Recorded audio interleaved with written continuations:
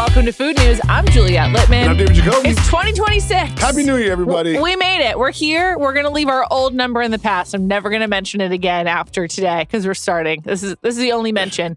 If you want to be a part of the podcast, give us a call at 850-STEW-136. Hopefully by the end of 2026, I will have memorized it. You can always refer to your bio. It's true. Instagram. Check me out on Instagram where you can find our phone number, 850-STEW-136. Happy New Year. 136? Yeah. Okay, great. Great job by you. Did I say that? Yes, you did. Okay. Did you have a nice New Year's? It was all right. It was good. Okay. You know. Nothing special? Nothing special. That's great. Went to my buddy Francois' house. Okay, Francois. That's nice. Yeah. What did he serve? What kind of food? Oh, there's a large variety of dips. I love dip. Yeah. One time, Joe House and I were doing a podcast, and I was talking about how much I love dips and desserts. This was like 8 years ago. Hasn't changed. Those are my two favorite food groups still. Favorite Dips and desserts. Dips and desserts. Yeah. Is there a dessert dip? I guess fondue? I think like a molten chocolate cake might count. Is that a dip? There's a dip inside the cake. No, that's not a dip. You don't dip anything into it. Yeah, you can dip your fingers in. I guess so. All right, let's get into food news. We're starting with a really uplifting story, which we know about thanks to Joseph Lamore at today.com.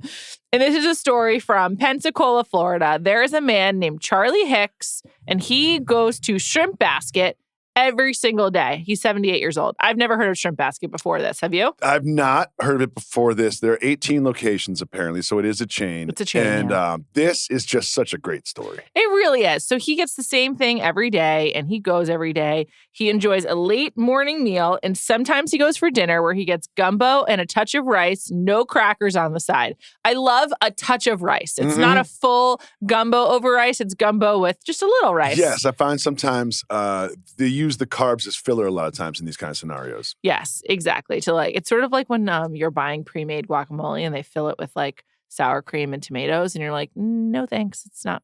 I see what you're doing here. Yes. Okay, so anyway, the chef at this Shrimp Basket is named Donnell Stallworth, and Love this guy. he has become friends with Mr. Hicks. And Jacoby, why do you love him? Would you like to tell the rest of the story? Okay. Well, a couple of things really stuck out to me about this. So he goes every day. Mr. Hicks, They open at 11. And Donnell explains that Mr. Hicks is inside the building before they open. He's just often waiting. And he says, quote, like he has his own set of keys. It's incredible. So no one really knows how he even gets in there. I love that they haven't figured that out. Like no one, they're like, okay, it just is what it is. There's Charlie. He teleports in, no big deal. Yeah, and Charlie's, he's not married. He doesn't have kids. And he said at his age, it's hard to make new friends. Of course. I just want to note Charlie's hard at every age. Yes, fair. But yes. Even at that age, I will say I'm learning the main way to make new friends is by having kids. So. And he comes by, I'll just read you this one thing. Quote, Stallworth says Hicks is a daily source of inspiration and wisdom. For years, the pair has spoken daily about sports, the Andy Griffith Show reruns, and today, food. Incredible. What a detail. Incredible. I don't have a relationship with the Andy Griffith Show. I have no relationship with it. I think it's the one that they whistle in the beginning. I have no idea. I know about it. I know it exists and whatever. I can't name a character. I think Ron now. Howard was on it, if I recall correctly. But the idea that sports is something that like bros just always default to, right? Sure. You know, like did the Buccaneers win yesterday or whatever? Totally. Like, did you catch the whatever? Andy Griffith Show reruns? Not even like show reruns in also, general. Donnell is not 78. So the fact that he's able to be conversant in the Andy Griffith Show is a real testament to them finding each other and to Donnell. Yes. And the picture, there's something that needs to be said out loud here is this is an old white man and a younger black man. Yes. And in the picture, he's wearing sunglasses. He's got like dreadlocks. And the old white guy is just looking old white guy. He's not wearing sunglasses. He's wearing regular glasses. He's wearing sunglasses in one of the pictures. Okay. He is, I promise. Okay, yes, in one of them. There's a real odd couple vibe here. Yes. And it just I love this relationship. I know that you love relationships. I do too. It's really, I love this relationship. It's really sweet. So basically, he then noticed that Donnell noticed that Charlie wasn't there. Well, there's a history here because he doesn't just get gumbo. I think it's alluded that he gets like a bowl of gumbo and he switches up his other meals kind of, but he gets gumbo every day. That's the one constant. And he got sick at one point and the staff got together and would deliver him his meals. gumbo. Yes, they would bring him his gumbo at his house. Yes. And then on September 11th, no relation, he just fell, Mr. Hicks, and he couldn't move. And when that happened, he noticed that he was Donnell noticed that Charlie wasn't there, and then went to his house and knocked on the door. There was no answer. Knocked again. And then he heard someone inside, and he was able to get in because the door was unlocked. It's even better. Donnell knocks. Yeah. No answer. Knocks again. No answer. The third time. Loudly the third time. Donnell, this is how ride or die Donnell is. I would have knocked once and left. And there's a faint cry for help from the inside. It's like so sad to think about Charlie just on the floor because he's diabetic and he couldn't take his he had taken his medicine, so he fell over. He got dehydrated. And so thank God Donnell was able to get in. And he broke his ribs. Yeah, it's just like Susie fell. It's just so sad. I know, and he's like, it gets to a certain part where you're like, after hours, you're just like, is this going to be it for me? Yeah. And they said he was going to have to crawl or pull himself into the sidewalk and hope someone noticed him. The will to live is so amazing. Like what a resilient person Charlie Hicks is. Oh yeah. I'm like so impressed, and I'm so glad he's okay. So Donnell saved his life. Gumbo saved his life. And Gumbo saved his life. And There's an even better detail. What is it? Oh, here we are. 1 second. I love when you refer to your notes because you just were so excited. Casey Corbin, yes. Shrimp Basket's general manager, wait for it, found Hicks an empty apartment next door to the restaurant, and he now lives just steps away from his daily gumbo. It's like so nice. Oh my God. It really is so, like, it's like nice to know that there are these kinds of relationships in the world. Yes. Also, I personally feel very focused on like my hyper local community, like all of the stores like within like a 3-block radius. And I'm glad that like other people share the same sort of ethos. Like, you know, where you live matters. And it's nice to have relationships with the people who live there too. Think globally, act locally. Exactly. I'm all about local culture. So this is really, really sweet. Said, you know what? There's an open apartment next door. Really is amazing. Also, Charlie Hicks must be fun and not like a drag to have around. Good point. Yeah. Because like if you have someone coming in every day and you're like, oh, they're back. This is the opposite. They're like, bring him closer. We need him every day. We need him. Yeah. If he's 5 minutes late, we start to panic. Like so nice. Also, in not many, but at least one of the pictures in this article, Charlie's wearing a shrimp basket shirt. And I gotta say, I'd like that shirt. Like I'm considering looking online to get it. Okay, Mike Wargon, let's make a note. I am turning 40, so if you want to get me a shrimp basket shirt in February. Wow, you are? Yes, I know. Oh, wow. I know, it's crazy. Are we gonna have a party? Probably not, no. Probably not? I don't think so. I think the 40 you can have a party, 50 you have a party. Yeah, you can. I just like, I don't really know that I want to. Okay. I mean, I don't know. I don't feel like negative. I'm like, 40. I'm just like, this is nice. I thought turning 40 is kind of cool, actually. Yeah, I totally agree. I like aging. I feel like there's like a lot of things that are nice about it. So I feel good about it. All right. Catch me in a shrimp basket shirt when I turn 40. Moving on. This is a big story. Probably the biggest story of the last 2 weeks that I'm so glad we have a podcast today to cover. It's a huge heist. It's not just a heist, though. It's like a really big theft. I mean, I guess heists are always thefts, but $400,000 of lobster and another $20,000 of crab were stolen from the same small town in Massachusetts. Never heard of it. Taunton. I have. I've seen signs for it. It's like near Cape Cod, or like on the way or whatever. Yeah. You know, I'm all about that region of coastline. And they came from Falmouth, Maine, is several of the lobsters. They were going to a Costco in Illinois. And what happened is the cargo broker, which is like the intermediary between the Costco. Listeners of Food News are familiar with cargo brokers. And the fisherman got duped. The broker got duped by someone who was impersonating a real, or they said organized crime, a group that was impersonating a real logistics company, and they just went off with all of the lobster. And they had a fake digital driver's license. Once they were in possession of the cargo, they turned off the GPS, and that was the red flag. They had put signs. They like repainted the truck so it had the logo of the real. And everyone got screwed here. And yes, it's like, when is this going to end? I don't really know, but people seem to be getting fed up. Do you think that this has become a bigger problem since Food News started covering it? No, I think that we are just trying to shed light on something that's been happening in the darkness for a very long time. And I think that we are justice warriors, to be honest with you. But I have a lot of thoughts about this one. We're Heist justice warriors. Yes. I have a lot of thoughts on this one. Okay. A couple things. We obviously need to instate more checks and balances in this industry. Well, yeah, I always just come back to shipping your car. You're just like really it's a hope and a prayer that it's going to get there. That can't be the case with $400,000 of lobster. Like there does need to be more, like you said, checks and balances, more verification. But I'm also like Costco. Shouldn't Costco, a really big company, just invest in their own logistics and then they can also do it for other companies? Because Amazon did that with shipping. And that's why so many companies are actually able to offer you free shipping. Amazon provides dropship shipping services for other companies. And I just feel like in this world with so much e-commerce and also like refrigerated trucks, I think I'm calling upon our bigger companies to take over the logistics space to save us all from these kinds of heists. Like, I just feel like Costco should not be relying on an easily duped logistics broker. No. Well, that's my take. Maybe like they're just like fishermen and they get lobsters. What?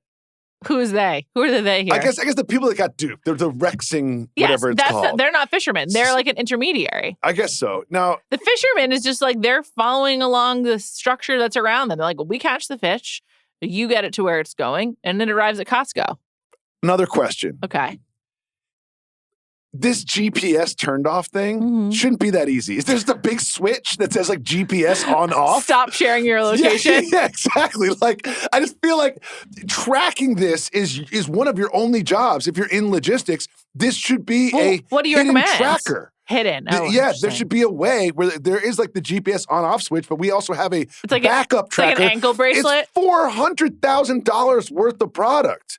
Protect it better. Like an ankle bracelet for a truck.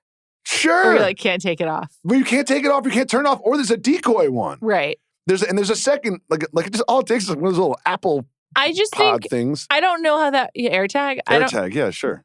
You're saying like hide it within the truck so yes. people don't know how to get rid of it. I think the technology has come far enough that like you could probably easily get rid of it no matter what. You should have like some kind of detector. Like I feel like detector. Yeah. A wand that you wave over the truck and beeps when it hits a GPS. Yeah, probably. Like something like that. Or some other kind of device that like blocks the signal. Oh, okay. I feel like the GPS thing is a significant problem. I don't know that it's that easily fixed. That's why I feel like you need to have more security around the actual shipping. And I feel like the problem here is this third party like broker in between. Yes. And like if I'm Costco, I want to take possession of logistics. I don't want to rely, even though I'm sure it's cheaper. I would rather like expand my business and try to turn that into like a secondary line of business than relying on Rexing, who got screwed over. The Rexing people was not really apologetic. They're like, this is a huge problem. So they do an interview. Yeah. They're doing TV interviews for local news, being like, I just want to just bring this to the forefront. But people might think this could be a black scar on our industry, but really this is happening all over time. And this is the angle that always happens on these heists that kind of bothers me. Like, ultimately, the cost of this gets passed down to you, the consumer. Yeah. And I'm always like, why am I paying for this? This isn't my fault. I didn't do this. This is on you. Yeah, so you're going to raise the price of lobster at Costco now? Because you guys lost $400,000 worth. Now I have to make up the $400,000? It's totally ridiculous. Also, imagine wanting to be in the insurance business that like where your job is to insure this lobster. You're just like, someone just should have done a better job. Not to defend insurance companies, but like, it's just sort of crazy that everything about this just like is like broken. Like we need to do a better job. Everything about this is broken. But I also will just note that like maybe you shouldn't be able to get lobster everywhere. Like that's one of my other takes. Like like this is an issue because refrigerated trucks exist and that like did really change the world because like then you could ship things whatever and it's a whole. I like want to study this, but my point. It's fine. My point. For food news? No. Okay. But like. In college? Like when you're ordering sushi, you like the sushi in New York is as likely to be from like fish that's arrived from Alaska as the sushi in Kansas, right? Like everyone's just like sending fish all over the place. Yes. Maybe we shouldn't be doing that. Maybe something should be local. Like maybe you should have to go to Maine to get Maine lobster. What if you like delicious lobster and you're in Illinois? Then move. I don't know. I'm just saying like I don't know that everything should be so widely available. One last thought on this. Okay. Thank you for not ending on that note. the whole like organized crime aspect. Oh, It's like if we're really liberally using those two words. sure, that term, yeah. Yeah. Like it's not like Tony Soprano is what you're saying. Yeah, I don't think this is like the 5 families of New York, like really getting involved in all of this. I think this is probably someone who used to work in logistics, realized how broken the system is, and is like, oh, I can make a fake driver's license and repaint my truck. I have a counterpoint to that. I learned from The Sopranos that like construction is like an easy cover for organized crime because like there's like ways to like dispose of whatever and also like funnel cash.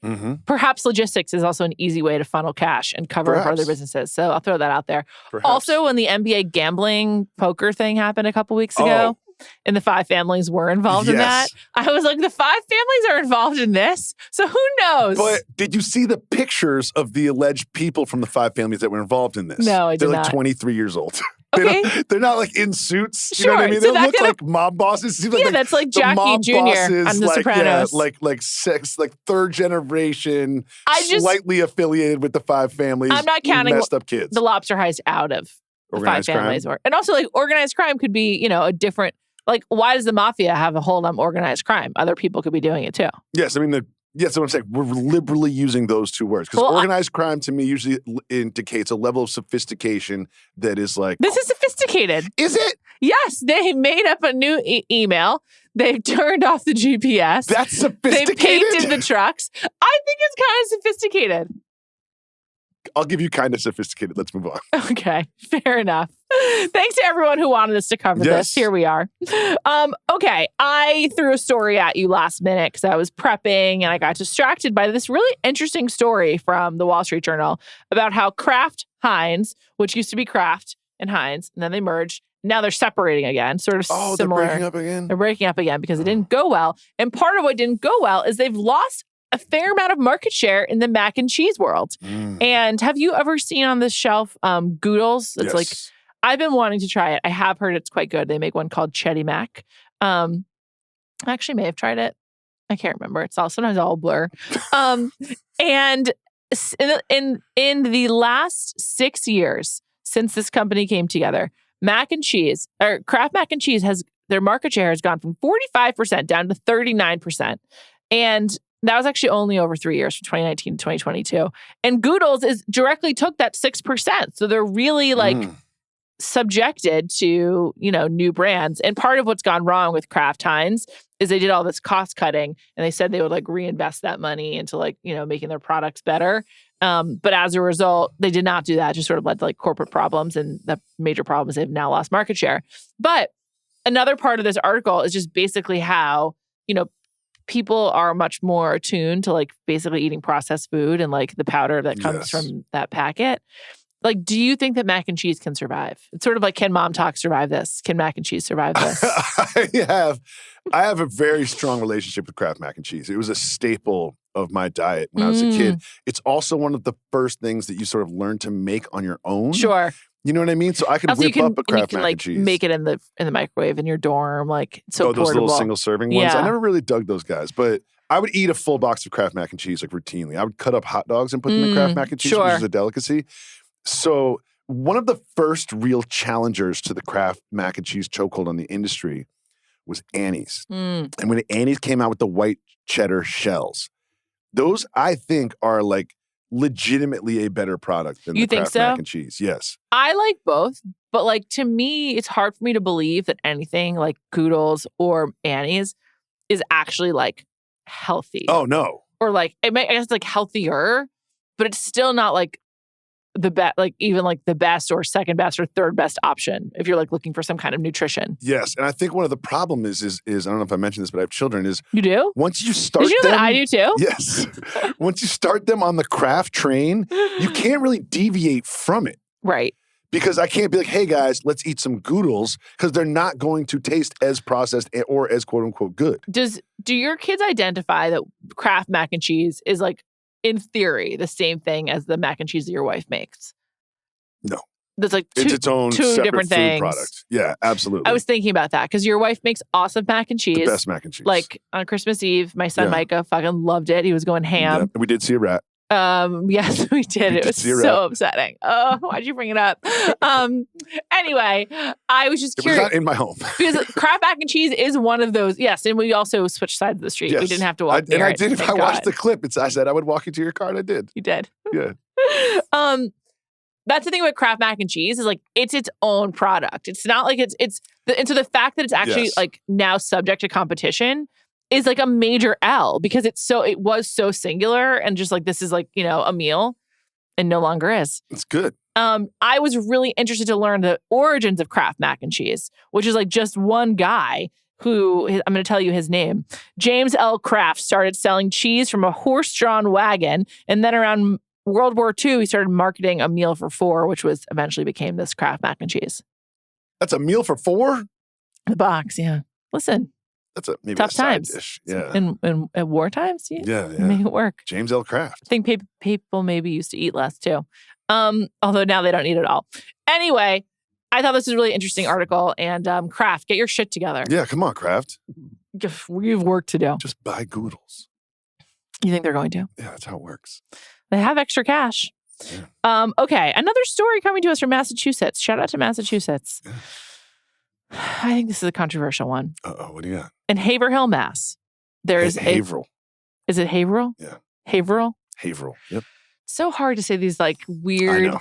It's like a phonetic name that then people from Massachusetts have turned into like just like a slur. Like you're like slurring your words. Yeah, Needham, Amherst. I grew up in Amherst. Yeah, not Chatham. Amherst. But my house on Cape Cod is in Eastham, and it's not Eastham. It's Eastham. No, it's Eastham. Really? Yes. I've always said Eastham. It's Eastham. Oh. It's like the only place in Massachusetts, though, where you're not like get your swallowing, H's together. where you're not swallowing your H. All right, Haverhill. In Haverhill, Mass, there is a large facility owned by Kafua Management Company that is the largest bakery for Dunkin' Donuts. It's a 93,500 square foot facility that was just built, and it serves 200 Dunkins, and they make 1 million donuts per day. Per day? Per day. I think that's what it said. Jesus. Yeah, it says we make 1 million donuts a day. There are complaints. I can't believe it. Can you? There are complaints from people who live in Haverhill that their homes smell too much like donuts. It's like too sweet and like they just like smell like they're living in a Dunkin' Donuts. Okay. When you say there are complaints, when I read the headline, I thought there'd be more complaints, but there's one person that we know of at the assembly or town hall, whatever it's called, Sean Wilson. And here's what he said. And this is the end of this. He really sticks the landing. Quote, "My house smells like donuts all the time for the last 2 months. It's distracting and it's heavy."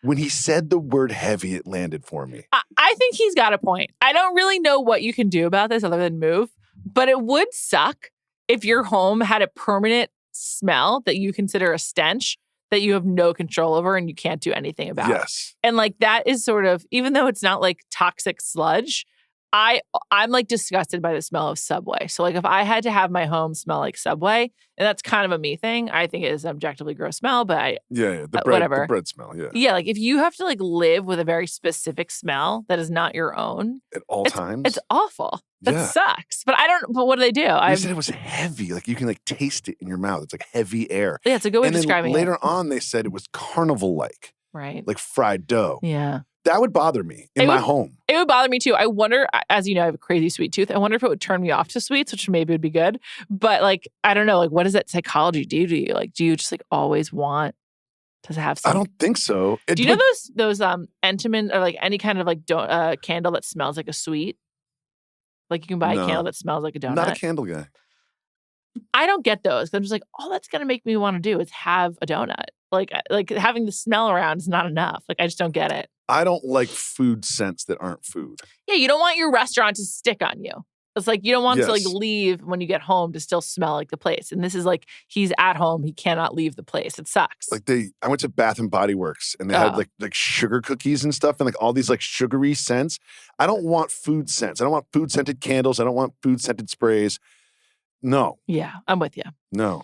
What's Sean? I feel for Sean Wilson. I don't know what's going to happen. Also, like Dunkin' is like obviously, synonymous with New England and Massachusetts. So like they're not leaving. So I don't know what's going to happen. Counselors decided to ask health inspectors to take a look at the plant and they will revisit the issue at a January meeting. Watch this space. Listen to this pod for updates. This podcast, we will update. All right, one more story. Over to Hawaii. Have you been to Hawaii? Yeah. It's a great place. On the Big Island, there might be new legislation that will prevent people from feeding feral cats. And it is just to help save one of the indigenous animals, the nene. And this article from the AP gave a pronunciation of how to say the nene. And I'm like, we know. Don't you know about the dance? Whip, whip. Yeah, whip. Well, there's Nene Leakes, which is spelled the same. Yeah, but I think that she's an outlier. She's Nene. Isn't that like a nickname, probably? Probably. Anyway, people are really worried now about the feral cats and if they will die because they're not being fed. I thought of Mallory Rubin while reading this article. She loves cats. I'm going to send it to her.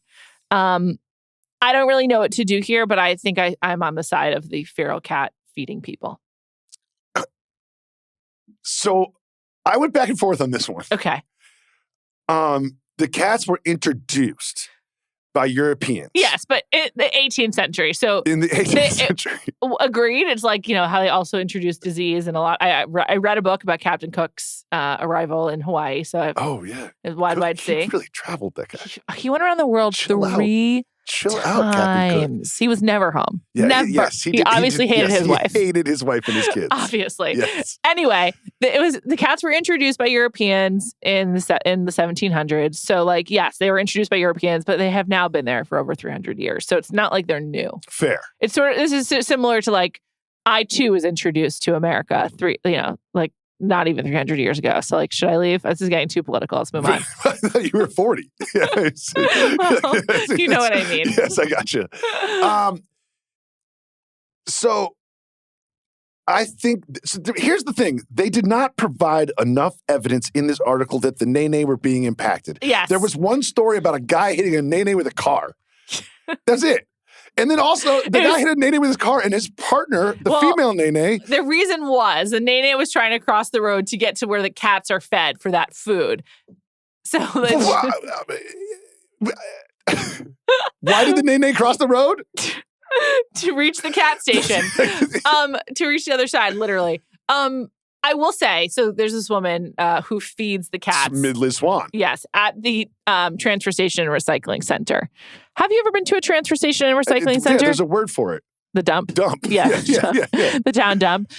Every time I go to the dump on Cape Cod, I feel so regretful of all the waste that I'm contributing to the dump. It is, everyone should actually have to go because it really makes you reevaluate. Instead of just putting something in the garbage, never seeing it again, you have to confront your garbage and everyone else's. And it really makes you think about waste. I think it's very good. Anyway, I would never want to go to the dump if I was there's feral cats there. Yeah, so my suggestion is, can we move these feral cats out of the dump? Can they go somewhere else? Why are they living with trash? I don't. Well, they're living with trash because they're eating the trash. They're eating the trash. I understand, but what is that cartoon that has the junk? Garfield was lasagna. Oh, but don't Heathcliff, is that part of Garfield? No, they're not part of the Garfield canon. No, two separate cats. I think cats. Heathcliff might be a garbage cat. Maybe. I don't know. I don't know. Okay.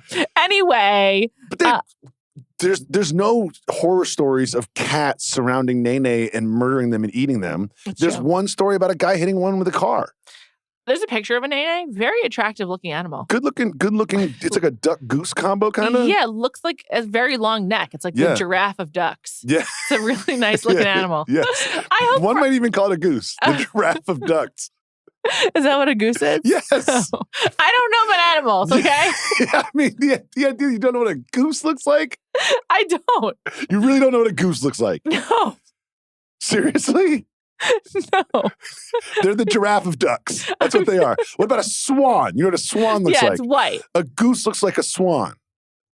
Okay, I'm looking right now. I don't know that I can identify that this is a goose. Like a Canada goose? And I gotta be honest. Micah, for months 2 to 4, had a stuffed animal toy. And you didn't know what it was? I think it was a goose. I'm just finding out. The amount of information that you have in your head is always fascinating to me, but also the amount of information that you just don't have in your head is always fascinating to me. Here's what I don't have. 1, animals. 2, cars. Cars. No interest. Cars. None. No cars. I suppose I'm going to learn because I have a boy. But no interest in cars. As soon as he moves on, that will be deleted from the brain and I'll be moving on too. Great. Okay, everybody. Just call it, that's a good looking animal. It's like the giraffe of ducks. It's got a long neck. Are geese known for having long necks? Yes, they're not known for having long necks. They just are. That's like saying are elephants known for having trunks? They're not known for it. It's just what they've got. Okay. At the ESPN campus, they have fake wolves and coyotes that they put around the parking lot to scare the geese. Okay. So you'll just be walking around a corner and there'll be like a fake coyote sitting there. I would probably fall for it. Yeah, the first time you see him, it's a little alarming. I'm laughing so hard that I'm now choking. Well, get Darnell Stallworth in here and he'll save you. Or you could try to help. No, probably not. Okay. The domestic goose is also nice looking. The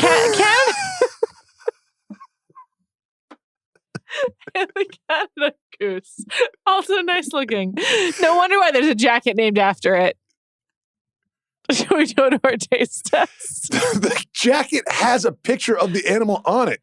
So it's somehow, some way you've been exposed to these animals, but you just block them out. I'm animal blind. I'm pet blind. I know, you and dog say blind. that a lot. It's wild. true. It's wild. I also You're not rat blind. don't care about logos. Do you see me wearing any logos? You're not rat blind. Fucking afraid of rats.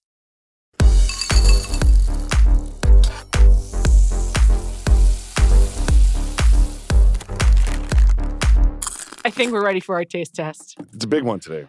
Whew, Jacoby, I don't know that much about it. So can you tell us, can you set it up? All right, so here's what happened is Mike Wargon, who our hardworking producer, and he sent a suggestion to the group chat. And he was like, hey, how about we do a blind taste test of separate coffees? One from Starbucks, perhaps, one from Dunkin' Donuts, perhaps, and one from, you gotta look in the rundown. Yeah, and I'm one telling from you. a bodega. Yeah. And I thought it was a good idea, but normally if Juliet does not respond to the group text, it means she is protesting the idea. It's not a protest. Because you don't want to be negative. No. Because you don't want to be like, Mike, I don't like that idea. Here's the thing. Mike is great at bringing ideas. When I don't like them, I like to have a counter. And if I don't have a counter, I don't respond. Because I think it's annoying to be like, no, I don't want to do that without pushing the ball forward, being constructive in some way. So, Mike, I was right. Juliet didn't like the idea. I told him I didn't like the idea. When did you tell him that? This morning. Are you reading the group chat? I said It moved to WhatsApp. It's a lot less part of my life now.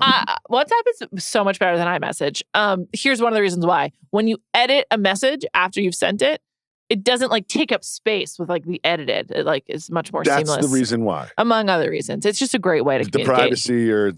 Privacy's up there too many too. because WhatsApp is all the kids, the bus group, so I can't have notifications on. I mute frequent ones. Anything related to Micah, I mute because except for the one that's important. Right. Anyway, so we can work on that. Great. I love that you know that I need help working on that. That's so embarrassing. I liked Mike's idea, which I told him. And I said, but we rely on Starbucks too much. I don't want to be... So we edited Starbucks out. Yes, I know. We had the conversation. We were like, you know what? Let's get Starbucks out of here. I love it. So now we're tasting Dunkin', Burger King, Blue Bottle, and an Americano from Blue Bottle. I want to posit that I'm going to go 4 for 4. No fucking way. Okay. What's the punishment if you don't? Embarrassment, shame. How much worse can it get than not knowing what a goose is? All right, so how does Mike know which one's which? I'm sure you wrote on the bottom. I know, but okay, so this is the first one. Are we do the same? I don't know, but I don't want to see the bottom. So okay, so I'll put my hand over it. Don't worry. Okay. All right, I'll try this one. I'm going to try it next. All right, we'll do this pretty quickly. That tastes like coffee. I'm not going to go 4 for 4 on this. Oh, wow. This is Burger King, I think. Or it's Burger King or Bodega. No, don't lead me. So, that one's smooth and nice. Probably Blue Bottle. That's about to say, no, probably Bodega. Oh.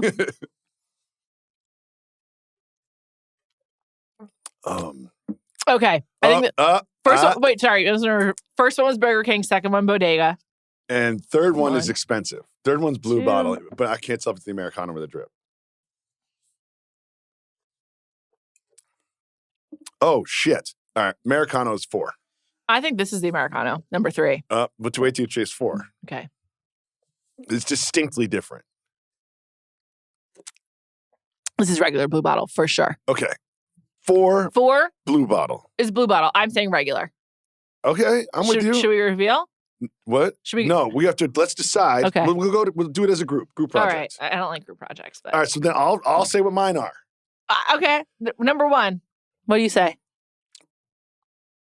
Well, you've already said. I think number 1 was Burger King. I think number 1 was Bodega. The second one was Burger King. I'm going to go Burger King, Bodega, Americano, Blue Bottle. I'm going to go with my gut, which was Bodega, Burger King, Blue Bottle, Americano. Okay. Number 1 is the smooth one. Burger King. That's what I said. Number 2 is look on your face for anyone listening to this. She's so proud of herself right now. It's Dunkin'. Is that Bodega? Oh wait, we invented Bodega. Okay, well, we invented that. It's Dunkin'. Number 3 is Americano. Jacoby King. Oh, no. No, I was right. God damn it. Number 4 is Blue Bottle. Boop-a-doo. 4 for 4, baby. 3 for 4. Okay, good job. No, you went 3 for 4. No, I didn't. I was you right. You said Bodega. Oh. You just forgot that Dunkin' was one of the ones. I'll give you credit. 3.5 for 4. Dunkin' is like a bodega. It's everywhere. Yes. Ask Steve Wilson. Sean Wilson. He's Sean like Wilson fucking pissed about that. Okay. That was fun. Yeah, that was really fun. The Blue Bottle is distinctly different than everything else I just tasted. Yeah. The Blue Bottle drip. Blue Bottle is also like a unique kind of coffee. I like Blue Bottle. Also, they have a pretty good app. So, just FYI, because there's one here. I don't know. Like, I'm trying to spend less on coffee. That's the thing about the Americano. And by the way, I'm finding a legion of Americano people. Chris Ryan and I had lunch last week, and Phoebe and Micah. And I ordered an iced Americano. And he was like, oh, let's talk about your coffee intake. I guess this is my personal food news. And here we are. Is this it? Well, not really. It's Chris's personal food news. Good. Anyway, he's also on the iced Americano train for the same 2 reasons as me. Freshness, and it's a hedge. So, I think, and then as I noted to him, and he agreed, you're always under $5. You do not, it's $4.90 max. It's the upper limit of the Americano, which is just really like important. I find that you get less variance in an Americano than you do with the drip. Yeah, exactly. That's why it's a hedge, because like you kind of, you're going to like it because it's going to taste a specific way. Yes. I also can't overstate the importance of the freshness. Like they have to make it for you on the spot. So you're not having anything old that was made an hour ago. So Americano life, we're so European, except they'd probably be embarrassed by adding water too. Do they call it Americanos? They do, because it's like the closest they can get to like a filter. So if you're in like Italy or whatever and you order an Americano, there you go. All right. I don't have personal food news prepared. Like aside from that, you knew that was going to happen. Well, I mean, I asked you before the show, and I forgot. Personal food news? You know what? Like it's been like holiday break. It's not really a break here, but like slower times. It's just so hard to feed myself and a baby like consistently. Like I'm just so happy when we don't feed the baby. When we're in, I don't know. Like he really likes food. He's like not into his bottle anymore. He's like really into like actual food. He likes Joey's mac and cheese. He loved Joey's mac and cheese. I would say he's really into rice. Like we've just gotten into rice. That's new. And I guess we're doing Micah's personal food news. Micah's update is that he likes rice, he likes applesauce, and he likes ground meat in Joey's mac and cheese. Oh, okay. That's really bad personal food news. I'm starting on a terrible note, but I've given so much already by not knowing what a goose is. Goose was a highlight of my year, 2026. In terms of like power ranking things that have happened in 2026, okay, that's number 1 right now. Let's check back in next week. Yeah, we'll check back in next week, and we'll see if Juliet not knowing what a goose is and calling it a giraffe-like duck. It's just so the giraffe of you ducks. know so much. Like you know so much. Why do I need to know about geese? Why? You said earlier in the pod, you said you've researched the logistics industry and you wouldn't give any details as to why. It has to do with the city of St. Louis. Let's move on. I mean, so you know about the city of St. Louis and James Cook's travels, but you don't know what a goose is. There's so much more interesting topics. Geese are not inherently interesting. I'm sorry to geese. That's what took down Sully. It's true. Geese.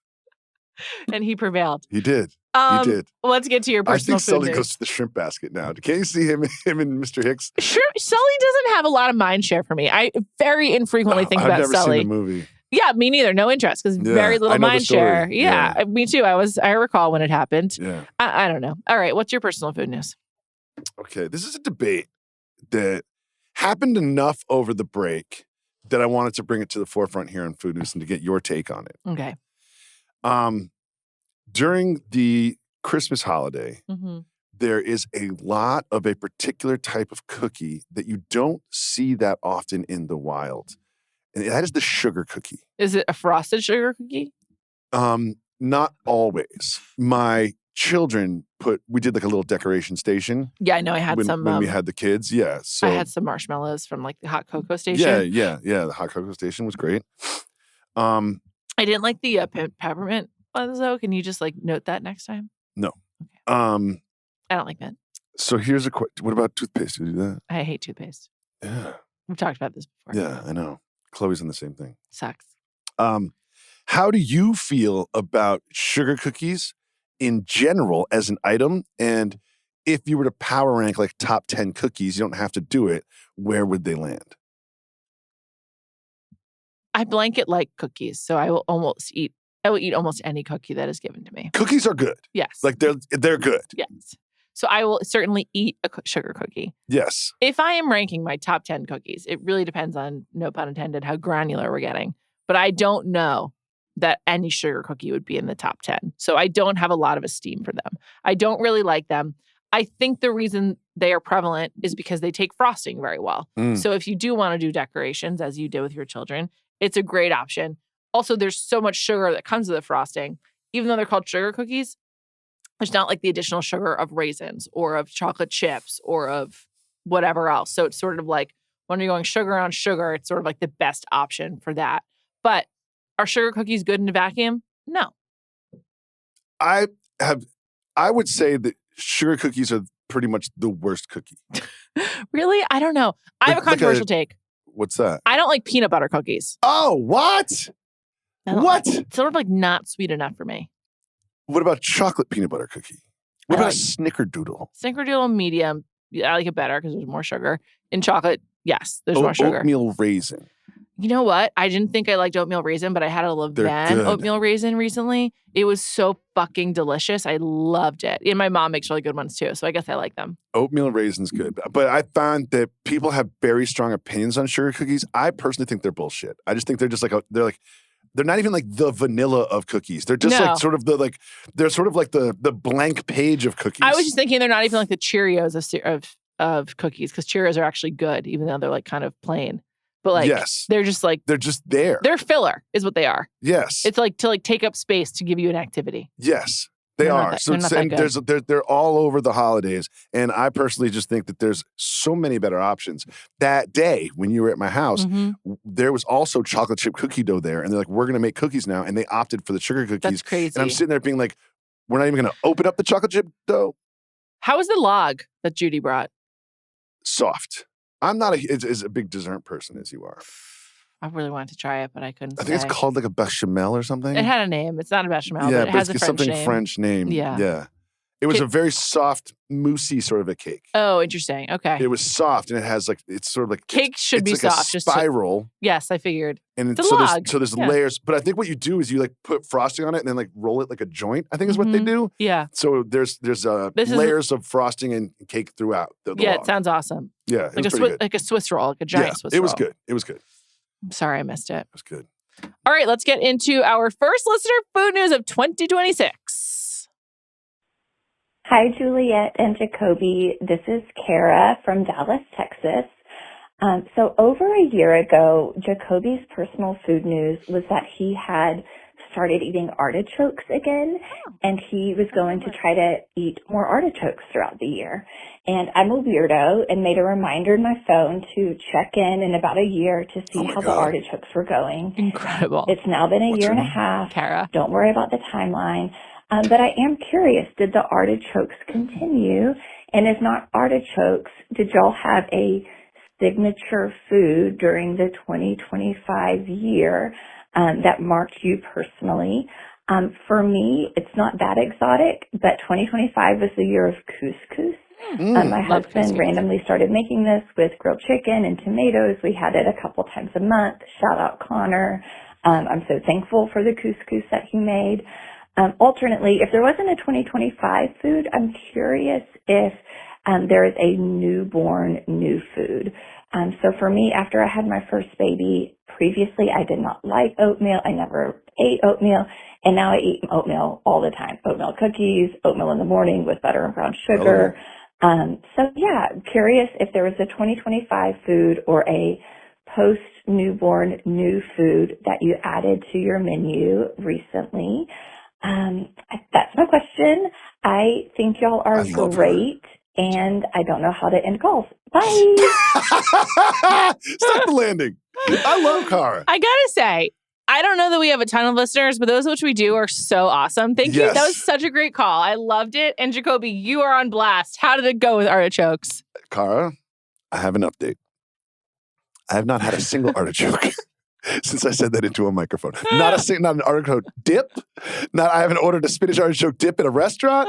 I have not cooked an artichoke myself. I've not had a single artichoke. Not a single leaf of a single artichoke since I said that into a microphone.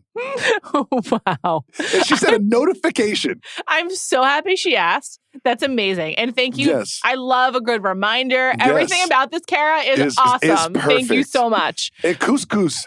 Great food. I need to have more. Great food. I need to have more couscous in my life. Do you know what I like couscous? If you get like onions and peppers and put them in like a food processor, so they're basically just like tiny little chips of onions and peppers, and put that in your couscous, it kicks it up a notch. Yeah, big time.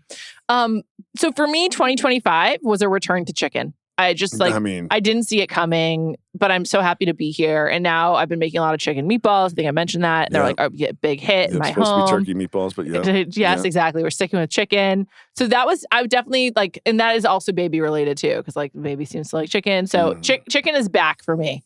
And I think it'll continue in 2026. I mentioned this, I think maybe before. I'm like really hoping to find my cooking groove in 2026 in general. Like, I just am like constantly, what's for dinner? What's for lunch? I'm trying to do like identify 2 to 3 like dishes per week to make that will just kind of like, parcel out across meals. So I don't know that's a specific meal itself. Maybe it'll be couscous, but I'm trying to like find my cooking groove. So I'll be giving updates along the way. I love soup. You do? Jacoby on Soup, the least active TikTok in the world. Please follow. Can't be the least in the world. Probably not. Probably up there. I think I updated it in the last couple months. Okay. But more recent than you had an artichoke? Oh, yeah. Okay. I mean, carbs, like she said, it's a little over a year. And I would say that 2025 was the year of ramen for me. I've discovered I've got ramen plugs in pretty much every neighborhood now. And so if I'm ever in need of ramen, I can eat it. And I hate it when people act like ramen's really bad for you. Is it? No. That's what I'm saying. Who says it's not like having like a burger and fries. Who says that? Everybody says that. They do? Yes. I didn't know that. Is it because of the noodles? I think it's just carbs or something. Sodium? I don't know. Okay, have less noodles. No, I like the noodles. That's what I'm there for. I fucking love ramen. I haven't had it in a long time. Maybe I'll have it today. Yeah. And secondly is I've decided, and Cara, keep me honest on this one. One of the things I want to be able to make like my version of Joey's mac and cheese, like something I can just go to that I've got a really good recipe for that I've perfected over the years. I want to be a chili guy. Oh, okay. I love chili. And cool. it I love chili stays in the fridge really well. In the freezer. You can eat it over a couple days and it's spicy and it's nourishing and you can put vegetables in it. You can put vegetables in it. You do meatless with more bean heavy. I want to be in like the wintertime. I want to be someone who's known as someone who makes good chili. That sounds really awesome. Okay, cool. So we'll work. Those are my goals. Maybe it's our year of cooking because you want to be a chili person. I just want to be cooking. Yeah, I'm just going to, let's see. We'll check back next year. Let's pick a date to check it back in. No, but what's the over-under? FanDuel has the over-under on me batches of chili at 3.5 over the course of the next year. Okay, when should we check in next? Like, how about March 31st? Quarterly. I think quarterly. So we'll check in on March, the last March of the last Friday of March. Are we doing the fiscal quarters or? Yeah, Q1. Okay. So last Friday of March. Okay, good. We'll check back in. Good. Mike, don't let us forget. Yes, please don't. Thank you so much for listening, especially Cara in Dallas. You're the best. And unique name. Hope you had a great New Year. Hope to hear from you soon. Yes. Thank you to our producer, Mike Wargon. We'll be back next week.